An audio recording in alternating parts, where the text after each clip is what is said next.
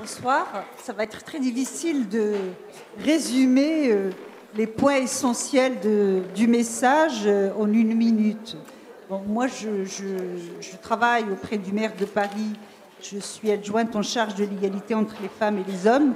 Moi, je me revendique comme féministe et je pense que le combat féministe est aujourd'hui plus que jamais nécessaire. Je voudrais d'abord vous remercier de cette invitation et puis vous dire que moi, j'ai repéré 3 axes essentiels qui sont des axes dans lesquels je me retrouve dans le combat concret que nous menons, parce que je pense qu'il n'y a pas de fatalité à continuer à subir les inégalités et qu'avec un volontarisme politique, on peut effectivement agir. Alors, d'abord, la question de la précarité des femmes, vous avez raison d'en faire un sujet central. C'est très bien les conseils d'administration, mais aujourd'hui, il faut quand même regarder certaines réalités. Aujourd'hui, 80% des Français pauvres sont des Françaises pauvres. Aujourd'hui, 37% des femmes travaillent avec des temps partiels subis, des temps émiettés. Aujourd'hui, le différentiel de retraite entre les femmes et les hommes est de 400 €. Et je ne vais pas faire tout le florilège de l'ensemble des situations, mais je crois que nous avons un devoir en tant que responsables politiques, en tant qu'acteurs qui militons sur le terrain, d'agir et de prendre en compte ces donnes.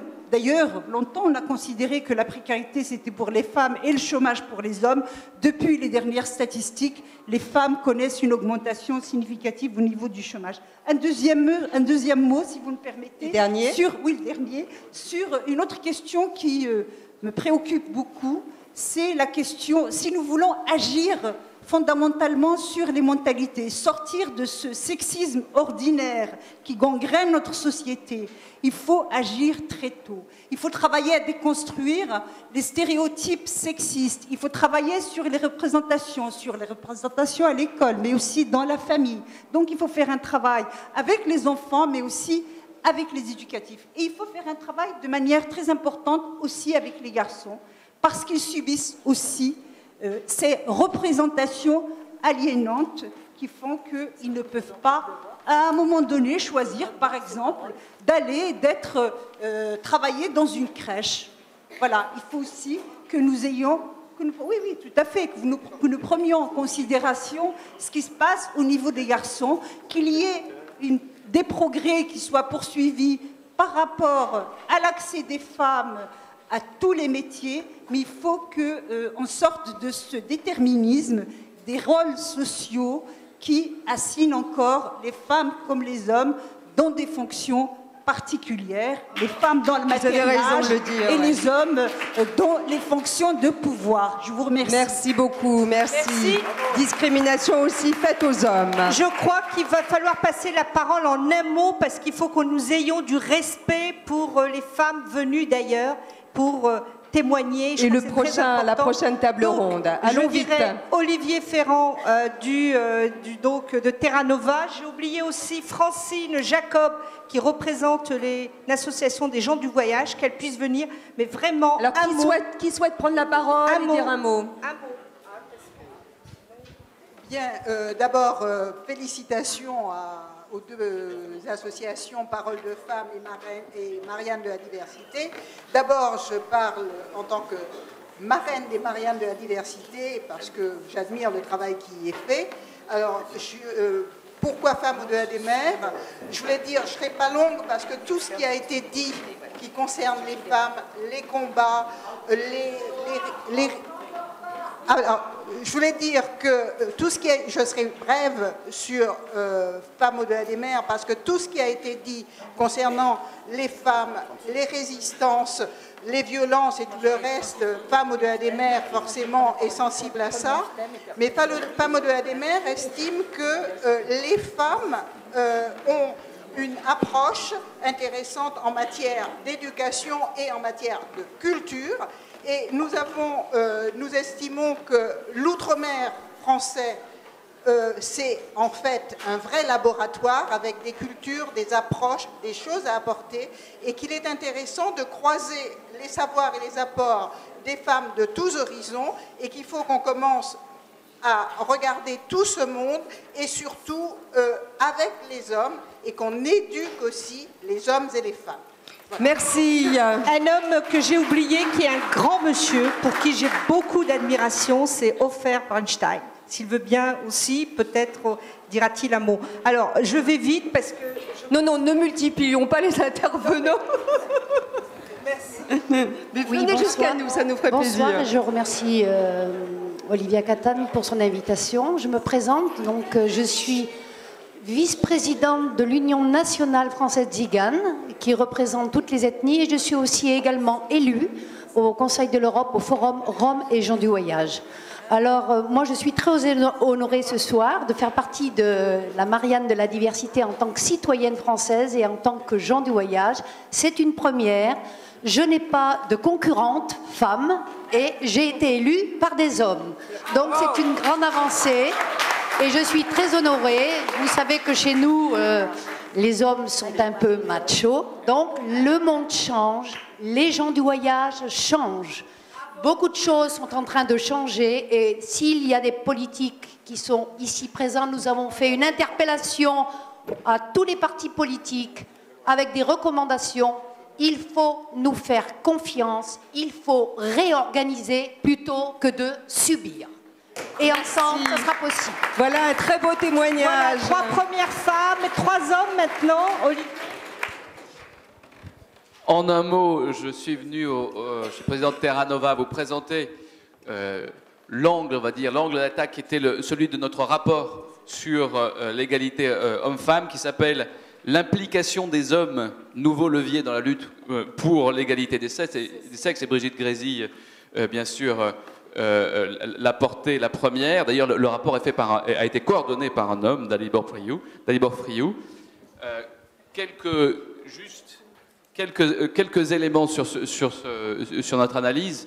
Il est très simple, c'est Corinne Lepage disait qu'il fallait passer maintenant de l'égalité juridique, l'égalité de papier, homme-femme, à une égalité réelle. Pourquoi est-ce qu'on n'y arrivait pas avec les textes? Parce que la société résiste. La société, elle résiste tout simplement parce que la société est restée patriarcale, elle est restée une société androcentrique, centrée sur les hommes et sur ses codes. Et c'est ça qu'il faut faire aujourd'hui sauter, déverrouiller. Ça passe par l'action des femmes, mais ça passe aussi par l'action des hommes. Et c'est ce que le rapport essaie de souligner, notamment parce que les hommes, et ils ne le savent pas, y ont intérêt. Quand on regarde la situation, alors dans le jargon des sociologues, on parle de syndrome de l'Atlas. Mais quand on regarde la réalité masculine, elle souffre, pas autant, mais elle souffre aussi de cette société masculine ou masculiniste. Quelques éléments juste pour qu'on ait ça en tête. L'espérance de vie. L'espérance de vie est de 7 ans inférieure pour les hommes par rapport aux femmes. 7 ans. Dans les sociétés égalitaires, les pays nordiques notamment, cette espérance de vie, le décalage d'espérance de vie se réduit à 3 ans. Vous voyez, il vaut mieux pour les hommes vivre dans des pays égalitaires que dans des pays inégalitaires en termes homme-femme. Deuxième élément, les hommes ont le quasi-monopole de la violence, y compris contre eux-mêmes. 8 suicides sur 10, c'est des hommes. 97% de la population carcérale, c'est des hommes. Les 3/4 des morts sur les routes, c'est des hommes. Et les comportements addictifs lourds, c'est des hommes aussi. On peut passer en revue la santé publique, l'éducation, tout est pareil. Les hommes s'en sortent très mal. Donc une société égalitaire pour les hommes et pour les femmes, c'est évidemment une nécessité pour les femmes, c'est aussi une bonne chose pour les hommes. Et je vous renvoie à la 50aine de propositions du rapport que vous trouvez sur notre site, qui essaie de transformer notre société patriarcale en une société vraiment égalitaire. Bravo, merci beaucoup. Merci, on va passer très très vite si vous voulez. Oui, Fatima Besnassi-Lancou, je suis une des marraines des Mariannes de la diversité. Voilà, écoutez, comme il y a beaucoup de monde qui parle, j'ai travaillé sur les camps avec les femmes. C'était pas ni en Afrique, ni au Moyen-Orient, mais en France. Cette année, il va y avoir le 50e anniversaire de la fin de la guerre d'Algérie. Et des femmes ont été mises dans des camps avec leurs maris, donc les anciens supplétifs de la guerre d'Algérie, dans le sud. Et j'ai fait un travail avec ces femmes. Et je peux vous dire que les premières à souffrir de cette situation, de l'enfermement, de la relégation. C'est tout de même les femmes. Et je pense que pour le 50e anniversaire de cette fin de guerre, il n'y aura pas grand monde pour parler d'elles. Alors je profite juste là. Donc je pense à elles. Merci.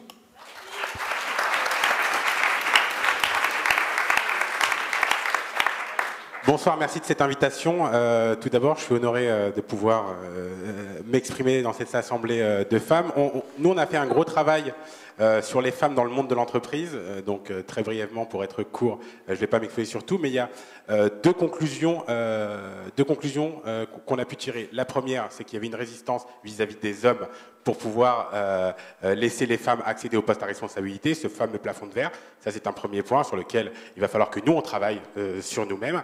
La seconde, c'est le fait que les femmes se freinent dans leurs ambitions. Et elles se freinent dans leurs ambitions dès l'âge, dès le passage au baccalauréat. On se rend compte qu'au lycée, les filles, généralement, sont bien meilleures que les garçons, et qu'elles sont bien meilleures que les garçons dans toutes les filières, sauf dans les filières scientifiques où elles jouent à jeu égal, c'est-à-dire qu'elles sont quasiment, elles sont de même niveau, et en même temps, derrière, on ne les retrouve pas dans les filières d'excellence. Elles ont du mal à s'engager dans les filières qui permettent d'accéder aux postes à haute responsabilité. En tout cas, c'est moins fréquent, elles le font moins facilement que les garçons.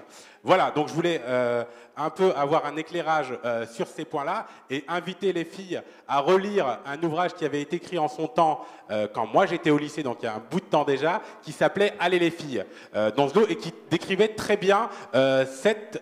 Pardon ? Absolument, donc Bundo Establé, qui décrivait très bien cette problématique. Allez, un dernier mot, s'il vous plaît. Un dernier mot. Pardon, un dernier mot. Alors, moi, je voudrais dire simplement deux choses. C'est que d'abord, je crois beaucoup aux politiques publiques à condition que ces politiques publiques soient mises en tension par des indicateurs. Si on en reste à des principes, rien ne se fait. C'est simplement la tension avec des objectifs chiffrés de progression, une évaluation de ces objectifs dans tous les domaines, que ce soit l'égalité professionnelle, que ce soit la lutte contre les violences, que ce soit la parité politique. Ça n'est qu'en comptant qu'on arrive finalement à progresser, et c'est en comptant qu'on arrive à trouver une forme de complicité de la société civile autour d'enjeux. Je suis un peu Madame Cotta sur les 40% dans les conseils d'administration, et je vous le dis en connaissance de cause. Et le deuxième point... On ne vous entend pas. Et le deuxième point, c'est qu'on constate un écart croissant entre le dire, qui est un dire égalitaire, oui, nous voulons l'égalité, et le faire, qui n'est pas un faire égalitaire. Et je crois que cette tension, elle s'explique par le fait que nous sommes politiquement corrects du point de vue du discours, mais que nous avons encore des cerveaux extrêmement archaïques, c'est-à-dire liés à des assignations sexuées féminin-masculin qui sont extraordinairement clivées et encore très... dans une division sexuée des rôles encore très archaïque, et que ça, c'est ça qui bloque. Et si on ne met pas la question des systèmes de représentation sur le tapis, alors non plus, on n'arrivera pas à avancer. Merci beaucoup. Avant de passer la parole à M. Douane Faisal, je voudrais saluer Yamina Benguigui, oui, qui est la marraine qui est présente. des Bonjour, Mariannes de la Yamina. diversité. Si tu veux bien, Yamina, qui a tant fait pour changer le regard des autres. Un petit mot à Faisal et à Soumia Balembo, qui aussi peut être sur l'estrade. Et puis on va très vite ensuite passer à la deuxième table ronde. Alors, un dernier mot, s'il vous plaît. En une minute, je vais tenir ma minute. Je suis très heureux, vraiment très heureux d'être ici. L'appel à la résistance, évidemment, je tiens à vous dire que le pouvoir masculin est beaucoup plus faible que vous pouvez le penser. Si vous voulez réellement le pouvoir, véritablement, si vous voulez le pouvoir, prenez-le. N'attendez pas que les hommes vous le donnent. Des candidats vous proposent 50% de femmes au prochain gouvernement. Mettez-le en face de ses responsabilités. Et je suis partisan, s'il y a une mesure à faire d'un climat politique présidentialiste, exiger une loi toute simple. On doit exiger 50% de femmes soutenues par les partis lors des prochaines élections législatives. Et ces partis qui ne respecteront pas la loi auront droit à 0 financement politique. S'il y a une proposition à faire, c'est bien celle-là. Merci. Bravo. Un dernier mot, Yamina, un petit mot de conclusion, Yamina. Ah, le mot de conclusion, ça va. Non. Moi, j'aimerais... Bon, merci. Écoutez, pour beaucoup de choses, voilà, merci, au revoir. Non, beaucoup de choses ont été dites, des choses très importantes. Oui, mais des choses de personnel. Moi, je voudrais juste vous dire que ce soir, je suis là en tant que cinéaste et vous dire à quel point ça a été le parcours du combattant depuis 18 ans, d'essayer de faire des films parlant de la condition féminine, puisque mon premier documentaire s'appelait Femmes d'Islam, d'imposer ça sur les chaînes de télévision, de vous dire qu'encore aujourd'hui, ça reste, et ça Catherine, tu es témoin, ça reste encore des milieux d'hommes, aussi bien dans les décisions que dans le contenu, et que le travail que nous faisons, nous sommes quand même assez nombreuses aujourd'hui, c'est vraiment utiliser la culture, l'outil image pour bousculer les consciences. J'ai beaucoup travaillé sur les femmes, sur nos mères, sur la représentation aussi des jeunes filles, et j'insiste sur nos mères. Elles vivaient dans l'antichambre de la France, elles étaient totalement invisibles, elles nous ont laissé du silence en héritage, du silence douloureux, et c'était à nous d'ouvrir la parole et d'essayer vraiment de leur redonner déjà une place dans la société. Aujourd'hui, on voit la situation des banlieues, mais je peux vous dire qu'en continuant de faire des documentaires et des films comme Aïcha,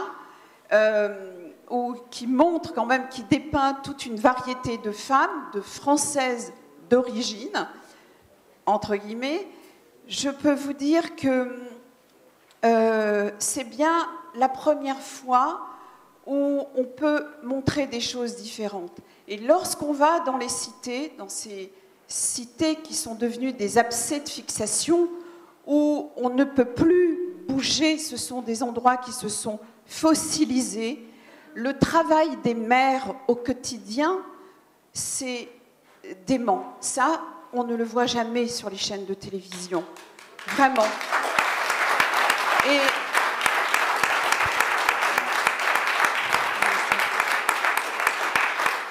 Et je voudrais saluer les associations de femmes.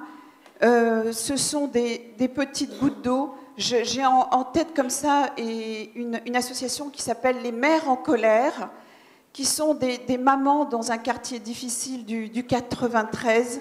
Elles se sont organisées entre elles pour pouvoir recevoir les professeurs une fois tous les 15 jours pour avoir des nouvelles, des notes de leurs enfants pour pouvoir agir et pas attendre les trimestres. Et voilà, c'est en leur honneur. Et vraiment, il faut continuer. Il faut les mères en colère, les femmes en colère aussi. Merci Amina. Merci à vous.